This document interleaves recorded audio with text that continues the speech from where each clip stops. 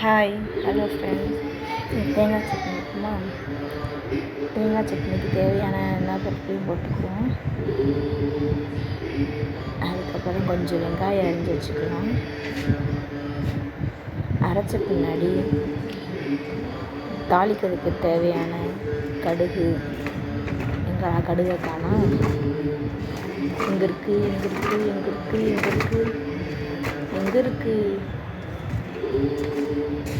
இந்த இருக்கு எடுத்தாச்சு.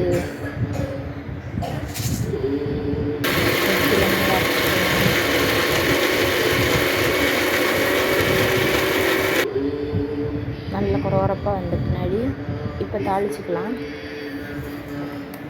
ஒரு கடாயை காய வச்சு நல்லா காஞ்ச பின்னாடி கொஞ்சோண்டு எண்ணெய் சேர்த்துக்குவோம்.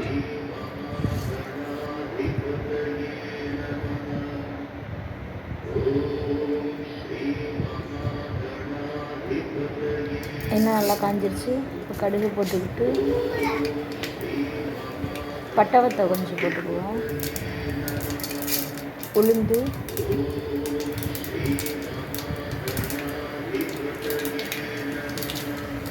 பட்டை தேங்காய் சட்னிக்கு கொஞ்சம் டேஸ்ட் நல்லா கொடுக்கும்.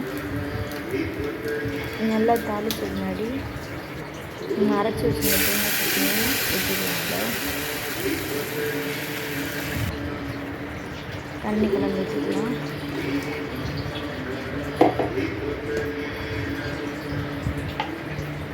ஒரு கிளறி விட்டுருவோம். எடுத்து வச்சுட்டு இப்போ தோசைக்கு ரெடி பண்ணி தோசை ஊற்றிக்குவோம்.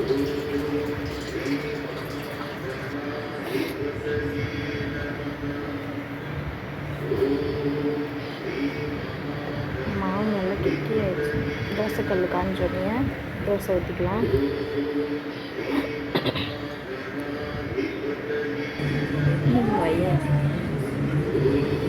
இவர் பேர் பகுப்பிரியன்.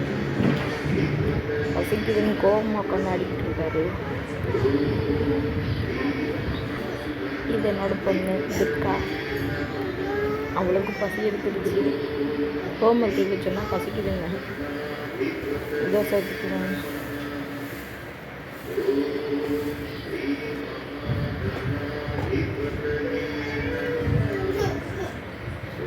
தோசை பெருசாக இருக்கா, ஹோட்டலில் இருக்கிற மாதிரி.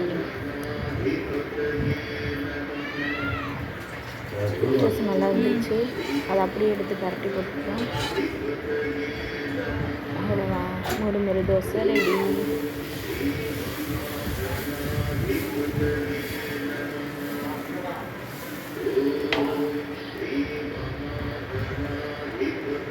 கேப்பை ஃபுல்லாக பண்ணிக்கலாம். பசிக்குன்னு பாவப்படுத்தி தூங்கிட்டாங்க. இதில் 2 பேரையும் அடித்து எழுப்பி தோசையை ஊற்றிடுவோம்.